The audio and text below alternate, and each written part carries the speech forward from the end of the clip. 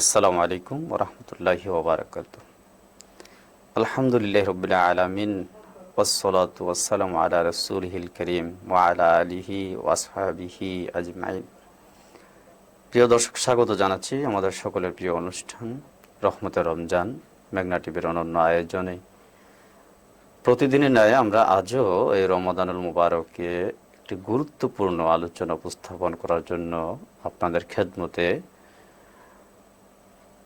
আমরা আমন্ত্রণ জানিয়েছি মোহতারাম অধ্যাপক আলহাজ মাওলানা শহীদুল ইসলাম, যিনি ইতিমধ্যেই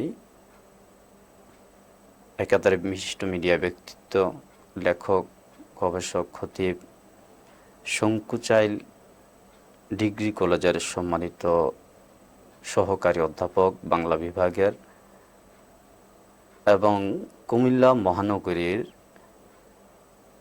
সহি তালিমুল কোরআন ফাউন্ডেশনের সম্মানিত সভাপতি মোহতারাম আলহাজ মাওলানা অধ্যাপক শহীদুল ইসলাম মহোদয়কে আমরা বরণ করে নিচ্ছি ইনশাআল্লাহ তাআলা। আসসালামু আলাইকুম ওয়া রাহমাতুল্লাহ।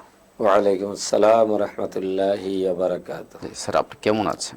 আলহামদুলিল্লাহ বিখাইর। আপনারা কেমন আছেন? জি আলহামদুলিল্লাহ, আমরা সকলে ভালো আছি। আল্লাহর দরবারে শুকরিয়া, রাসূলের উপর দরুদ পড়ে আমরা মূল আলোচনা যাব ইনশাআল্লাহ তাআলা। যে আমরা বলেছি যে রমাদানে, মাহে রমাদানে যে অপচয় রোধে মাহে রমাদান, এই শীর্ষক কথা শুনবেন ইনশাআল্লাহ তাআলা আপনার কাছ থেকে।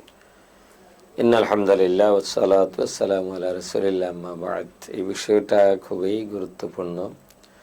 আমরা আল্লাহ তাআলার জান্নাত চাই, কিন্তু জান্নাতে যাওয়ার জন্য মা আতাকুমুর রাসূল ফাখুযুহু, আল্লাহ তাআলা বলেছেন আমার রাসূল যা শিক্ষা দিয়েছেন সেটা তোমরা আঁকড়ে ধরো। আমা নাহাকুম আনহা ফান্তাহু, রাসূল যা তোমাদেরকে নিষেধ করেছেন সেটা তোমরা ছেড়ে দাও, বর্জন করে দাও। অপচয় এবং অপব্যয় আমাদের সমাজে ওতপ্রোতভাবে এমনভাবে জড়িত যে আমরা যারা নেককার অথবা নিজেদেরকে মোত্তাকি ভাবি, কিন্তু আমিও বুঝি না যে অপচয় এবং অপব্যয়ের মাধ্যমে যে আমি আবার জাহান্নামের দিকে চলে যাচ্ছি।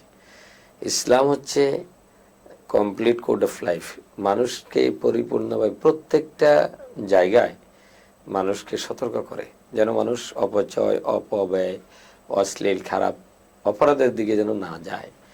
আপনি একজনকে ঠকালেন, এটাই শুধু অপরাধ না, কোনো জায়গায় প্রয়োজনের বাহিরে ব্যয় করা অথবা প্রয়োজনের বাহিরে অপচয় করা, এগুলো কিন্তু অপরাধ, যদি আমরা সেটা জানি না। যে এই যে অপচয় অপব্যয়ের কারণ, প্রথমে বুঝতে হবে আমাদেরকে অপব্যয় হচ্ছে যেখানে আমার ইনকামটা হালাল কিন্তু আমি ব্যয় করি খারাপ জায়গায়। ধরেন আপনি নাটক সিনেমা দেখলেন অথবা কোনো অশ্লীল কাজে জড়িত হলেন, বেহায়াপনা কাজে জড়িত হলেন, কিন্তু আপনার ইনকামটা হালাল, আপনি কষ্ট করে উপার্জন করেছেন, এই টাকা দিয়ে আপনি যদি মদ খান, গাঁজা খান, হাউজি ইত্যাদি, এই ধরনের, এটা হচ্ছে অপব্যয়, অর্থাৎ সঠিকভাবে ব্যয় না। আর অপচয় হচ্ছে যে আমার যতটুকু পড়লে হয়, যতটুকু খেলে হয়, কিন্তু আমার ধরেন এখন তো আমরা দেখি যে স্বর্ণের বেল্ট পরে, স্বর্ণের জুতা পরে, এমনকি কেউ কেউ হাইকমোড ঘরের যেগুলো, এগুলো স্বর্ণের, অথবা চায়ের কাপটা স্বর্ণের, অথবা অনেক পুরুষ অনেক স্বর্ণ অলংকার। তাহলে এটাকে বলা হয় অপচয়। ওইটা যেভাবে ইন্নাল মুবাজ্জিরিনা কানু ইখওয়ানাশ শায়াতিন বলা হয়েছে, যে অপব্যয় যারা করে, আরবিতে এটা হলো মুবাজ্জির, ইন্নাল মুবাজ্জিরিনা কানু ইখওয়ানাশ শায়াতিন, শয়তানের পথ সরাসরি অনুসরণ করা। আর ইসরাফ আরবিতে বলা হয়েছে, কোরআনের শব্দে ইসরাফ হচ্ছে যে অপচয়, অর্থাৎ আমার যেখানে যতটুকু খেলে হয়, ধরেন আমরা এখন ইফতারের আইটেম প্রয়োজনের বেশি নয়, প্রয়োজনের বেশি নয়, ইফতারের আইটেম কয়টা প্রয়োজন, যদি 20, 25, 30টা হয়ে যায়, অথবা আপনি আমাকে দাওয়াত দিলেন, কয়টা আইটেম করলে হয়, 2টা 3টা আইটেম কিন্তু হয়, কিন্তু আমরা সন্তুষ্ট না।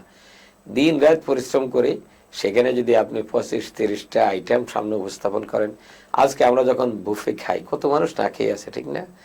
কিন্তু আপনি বুফে গেলেন, সেখানে অনেক জায়গা থেকে একটু একটু একটু নিয়ে একটু খেলেন, বাকি সবগুলো আবার ফেলে দিলেন, তাহলে অপচয় হচ্ছে। যে তাহলে কত এই অপচয় এবং অপব্যয়ের মাধ্যমে আমরা আল্লাহ তাআলার যে নিয়ামত আমাদেরকে দিয়েছেন এগুলো আমরা নষ্ট করি। এই জন্য আল্লাহ তাআলা বলেছেন ওয়ালা তুসরিফু ইন্নাহু লা ইউহিব্বুল মুসরিফিন, তোমরা কোনোভাবেই অপব্যয় করবে না, আল্লাহ তাআলা অপচয়কে এবং অপব্যয়কে পছন্দ করেন না। এবার আসি আপনার কারণ কি। 1 নম্বর কারণ হচ্ছে দিন সম্পর্কে যদি জ্ঞান আমাদের না থাকে। আমাকে আগে বুঝতে হবে অপব্যয়টাও গুনাহ, অপচয়টাও গুনাহ। রাসূল সাল্লাল্লাহু আলাইহি ওয়াসাল্লাম যখন খাবার খেতেন, প্লেটটাকে এত সুন্দরে তিনি একবারে মুছে খেতেন, পরিষ্কার বোঝা যেত যে 10টা প্লেটের মাঝে এই প্লেটে রাসূল সাল্লাল্লাহু আলাইহি ওয়াসাল্লাম সুবহানাল্লাহ। এবং রাসূল সাল্লাল্লাহু আলাইহি ওয়াসাল্লাম বলেছেন, তোমরা তোমাদের খাবার সবগুলো ভালোভাবে খাও, তুমি জানো না কোন খাবারে বরকত রয়েছে। আজকে আমরা অনেক বেশি খাই, এরপর আবার আমাদের ফ্যাটে ডিস্টার্ব, এই সমস্যা, ওই সমস্যা, কোলেস্টেরল হয়, সেই হাজারো সমস্যা। এগুলো আপনি ইফতার বলেন, সেহেরি বলেন, অথবা অন্য জায়গায় বলেন, আর এরপরে খাওয়ার পরে একটা স্টাইল। আমি আপনার বাসায় গেলাম, তো আপনি যে খাবার দিচ্ছেন অনেকগুলো খাবার দিবে, আমি যেগুলো নিলাম প্লেটে আবার নাকি অর্ধেক রেখে দিতে হয়, নতুবা নাকি একটা কালচারে পরিণত হয়েছে। তাহলে অথচ আমার রাসূল কি বলেছেন, ব্যাকডেট বলা হয়, সেখানে ব্যাকডেট বলা হয়, বা আমি আধুনিকতা বুঝি না সেটা বোঝায়। অথচ রাসূল বলেছেন কম খাবার নাও, সবগুলোই খাও। কত সুন্দরভাবে রাসূল বলেছেন, তুমি অর্ধেক খালি রাখো, কিছু অংশ পানি খাও, কিছু অংশ যেন অক্সিজেন ঢুকতে পারে, বাতাস ঢুকতে পারে খালি রাখো, আর কিছু অংশ তোমার পেট ভরে খাও। তাহলে 3-এর 1 ভাগ যদি খাই, 1 ভাগ যদি পানি, আর 1 ভাগ খালি থাকবে, তাহলে আমি সুস্থ থাকবো। তাহলে আল্লাহর ইবাদত বন্দেগী যেমন করতে পারবো, আমার কাজকর্ম, চাকরি বাকরি সেগুলাই করতে পারবো। আপনি দেখেন আল্লাহ তাআলা বলেছেন, খুযু যিনাতাকুম ইনদা কুল্লি মাসজিদ, সব সময় ভালো উত্তম জামা কাপড় পরেই তোমরা সালাতে আসো। এরপরে বলা হয়েছে কুলু ওয়াশরাবু ওয়ালা তুসরিফু, খাও পানাহার করো, সাবধান, এখানে অপচয় করা যাবে না। আমরা দেখি কিছুদিন আগে একজন মিনিস্টারকে দাওয়াত দিলে 30-40টা পর্যন্ত আইটেম তার সামনে উপস্থাপন করতে হয়। শুধু এটা তো মন্ত্র মিশন, যেমন আমাদের একটা কালচারে পরিণত হয়ে গেছে যে বিষয়টা, যে আমি সংস্কৃতি না অপসংস্কৃতি বলবো, যেমন মেয়ের বিয়ে শাদীতে এবং জামাইয়ের বাড়িতে, ধরেন আপনি মেয়ের জামার বাড়িতে, এই যে রমাদানে, হ্যাঁ, মেয়ের জামার বাড়িতে, তার শ্বশুর বাড়িতে যদি ইফতার দেওয়াটা ফরজ, আমরা মনে করি যে রোজার মতোই ফরজ মনে করি। কোরবানির সময় তদ্রুপ গরু জবাই করে নিজের আপনজনকে না দিলেও মেয়ের বাড়িতে পাঠানো সেটা অপরিহার্য, নতুবা খোটা দেবে ইত্যাদি। ইফতার অনেক আইটেম পাঠাইতে হয়। পুরান ঢাকাতে তো সেখানে একটা এলাহি কাণ্ড, এবং সেটা চিটগাঁও। আমরা যখন একটা ইফতারের আয়োজন করি, অথচ ইফতারের আগে দোয়া কবুলের সময় কি দোয়া করার সুযোগ আছে? অথবা যারা সারাদিন আমাদের মায়েরা, বোনেরা এবং আমাদের স্ত্রীরা, ওরা জোহর থেকে শুরু করে ইফতার করার সময় তো পায় না, এই আইটেম ওই আইটেম অনেকগুলো। তাহলে অথচ সৌদি আরব আমি দেখেছি 1-1.5 ঘন্টা আগে ইফতার দিয়ে দেবে। এবার আপনি ইফতারের আগে শুধু দোয়া করবেন, চোখের পানি ফেলবেন। একটা সুবর্ণ সুযোগকে কিন্তু আমরা নষ্ট করে দিচ্ছি। এই সওয়াব মনে করে ইফতারের আয়োজন করতে গিয়ে আমরা এই সেখানে আল্লাহ রাসূল ফারহাতুন ইনদা ফিতরিহি ওয়া ফারহাতুন লিকাই রাব্বিহি, এই যে ইফতারের কথাও বলা হয়েছে এখানে। এই আনন্দের আনন্দ কোথায়? আমি কোন বাসায় গেলে দেখি যে এত বেশি আইটেম, সব ব্যস্ত, আপনি কোনটা ধরবেন?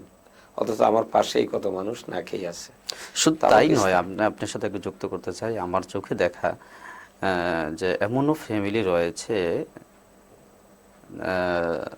নুন আনতে পান্থা ফুরায়, তার মেয়ের বাড়িতে, তার আত্মীয় স্বজনের বাড়িতে পাঠাচ্ছেন, উপঢৌকন পাঠাচ্ছেন অথবা ইফতারি পাঠাচ্ছেন, সেখানে ইফতারি পাঠাতে গিয়ে তো খেজুর অথবা খুরমা একটা, সেখানে কথার কথা 1000 টাকার দাম, এটা না হয় 500 টাকার দাম দেওয়া হলো। সেখানে এমনও হয়েছে ওইখান থেকে বাদ বিতরণ হতে হতে শেষ পর্যন্ত এটা তালাক পর্যন্ত চলে যায়। মানে এইগুলা দেওয়া না দেওয়া নিয়ে, মানে শয়তান সুকৌশলে আমাদেরকে ইবাদত থেকে, আপনি দেখেন লাইলাতুল কদর খায়রুম মিন আলফি শাহর, শেষ 10 দিনে আমাদের কি নিয়ে গুরুত্ব থাকার কথা ছিল? রাসূল সাল্লাল্লাহু আলাইহি সাল্লাম তার পরিবার পরিজনের বিছানা গুটিয়ে ফেলেছেন এবং কোমরে গামছা বেঁধেছেন ইবাদত করার জন্য। কিন্তু আমরা শেষ দশকে কেনাকাটা, আপনি দেখবেন আমাদের এই কান্দির পাড়াও আমরা দেখি অনেক নারীরা ইফতার করে ফতেঘাটে, কারণ ওরা পর্দা লঙ্ঘন করবে, নামাজ ছেড়ে দিবে, কিন্তু তারপরে কেনাকাটা করতে হবে কেন? কিন্তু আত্মীয় স্বজন অন্যদিক থেকে মানে যে আর রিজালুনা কাওয়ামুনা আলান নিসা, কিন্তু এদিক থেকে কিন্তু অনেকটাই আমরা ভঙ্গ করছি। জি, তাহলে আমাদের ওই যে প্রতিযোগিতা, আপনি বাংলায় আমরা ছোটবেলায় পড়েছি, যে যান দিবসে মনের হরসে জ্বালায় মোমের বাতি, আশুকি রে তার দেখিবে না আর নিশীথে প্রদীপ ভাতি। ভাতি। আজকে আপনার সন্তান জন্মগ্রহণ করার পরে সে চাইলো পানি, আপনি দিলেন জুস। খেলনা 2-4টা হইলে হয়, আপনি সেখানে 15-20টা খেলনা এনে দিলেন। আমাদের ড্রেস কয়টা প্রয়োজন? একজনের যদি ড্রেসের সংখ্যা হয়ে যায় 30-40 সেট, অথবা আমাদের গোল্ড নারীদের কতটুকু প্রয়োজন? সেখানে সেদিন দেখলাম আমার এক বন্ধু 65 ভরি ভরি। গোল্ড যে ডাকাতে নিয়ে গেছে সন্ধ্যার পরে, কে বা কারা নিয়ে গেছে আশেপাশে। তাহলে একজন ব্যক্তির কি 65 ভরি গোল্ড থাকার প্রয়োজন আছে? অবশ্যই না। অপচয় আমরা কোথায় চলে গেছি।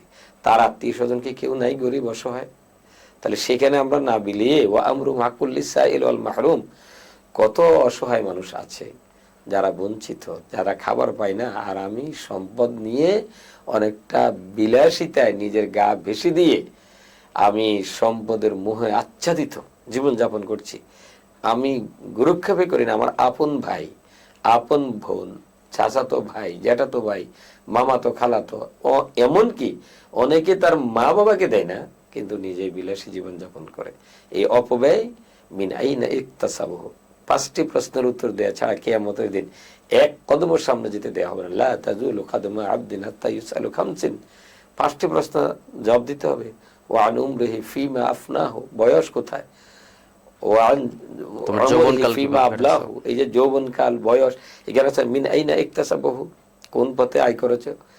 হালাল পথে আয় করে ছেলে মেয়েদের বিলাসিতা, ছেলেরা যে জায়গায় সাইকেল কিনে দিলে হয়, কিন্তু 4-5 লাখ টাকা দিয়ে হুন্ডা কিনে দিচ্ছে। আসেন এরকম? সাধারণ একটা ফোন হইলে তো হয়, আবার ইনফরমেশন আনা নেওয়া, সেখানে আপনি যদি আইফোন কিনেন, এখন ফোনের দামও নাকি 4-5 লাখ টাকা। আরো অনেক বেশি আমরা রয়েছে। কোথায় চলে গেছি?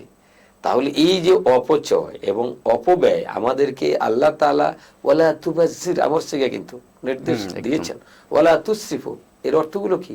একেবারে কঠোর ভাবে আল্লাহ তাআলা নিষেধ করেছেন অপব্যয় এবং অপচয়। এবং কিয়ামতের দিনে উত্তর দেয়া ছাড়া তো বলা হয়েছে মিন আইনা ইকতাসাবাহু ওয়া ফিমা আনফাকাহু, কিভাবে আয় করেছো, কিভাবে ব্যয় করেছো। তাহলে সন্তানকে মানুষ বানাতে অভাব অনটনের মাধ্যমে। আয়েশা রাদিয়াল্লাহু তাআলা আনহা, যে রাসূল সাল্লাল্লাহু আলাইহি সাল্লাম যেভাবে জীবন যাপন করেছেন সেগুলো আমাদের উদাহরণ। খাদিজা রাদিয়াল্লাহু তাআলা অনেক সম্পদ ছিল, কিন্তু কোথায় ব্যয় করেছেন? বিলাসিতার জন্য না, গরিব অসহায় মানুষকে। উসমান রাদিয়াল্লাহু তাআলার সম্পদ কোথায় ব্যয় করেছেন? বিলাসিতার পেছনে না, এগুলো ব্যয় করেছেন মানুষের পেছনে, অসহায় মানুষের পেছনে। রাসূল সাল্লাল্লাহু আলাইহি সাল্লাম গারে হেরা থেকে আসার পরে বলছে, আমি তো, আমাকে জাম্মিলুনি, কম্বল দিয়ে আবৃত্তি করো। আমার কাছে এইভাবে জিবরাইল এসেছে, ইকরা বিসমি রাব্বিকাল্লাযী খালাক, কোরআন এসেছে। তখন কি বলেছে? তখন তো নামাজের যাওয়ার জায়গা ছিল না। বলছে, আপনি যা বলেছেন এটা সঠিক, আপনি অসহায় মানুষের খবর নেন, এতিমকে সহযোগিতা করেন, গরিব মানুষের বোঝা আপনি বহন করেন, সমাজের মানুষের উপকার করেন, এতগুলো ভালো কাজ যিনি করে তাকে আল্লাহ তাআলা কখনো হতাশ করতে পারেন। আপনি যা বলেছেন তা সত্য। এইটা ছিল রাসূল সাল্লাল্লাহু আলাইহি সাল্লামের নীতি। খাদিজা রাদিয়াল্লাহু তাআলা, তিনি তো তাহেরা ছিলেন, কোবরা ছিলেন, অনেক সম্পদের অধিকারী ছিলেন। যে মোহতারাম স্যার, আপনার কাছ থেকে আমরা ইনশাআল্লাহ তাআলা এই বিষয়ে কেন্দ্রিক, এই অপচয় রোধের অবদান কেন্দ্রিক আরেকটি পর্ব ইনশাআল্লাহ তাআলা আপনার থেকে শুনবো, আর আরেকদিন আরেকটি পর্ব শুনবো। তো আজ আমাদের যে বাধা, যে সময়টা এখানেই শেষ হয়ে গেছে। তো ইনশাআল্লাহ তাআলা আমরা ঠিক এই বিষয় নিয়ে আরেকটি পর্ব আপনার থেকে আমরা ইনশাআল্লাহ শুনবো ইনশাআল্লাহ। ততক্ষণ আপনিও ভালো থাকবেন ইনশাআল্লাহ তাআলা। প্রিয় দর্শক, আমরা আজ এখানে শেষ করছি। দেখা হচ্ছে ঠিক একই বিষয়েই অন্য আরেকটি পর্বে। আপনারা ততক্ষণ পর্যন্ত ভালো থাকুন, সুস্থ থাকুন। আসসালামু আলাইকুম ওয়া রাহমাতুল্লাহ।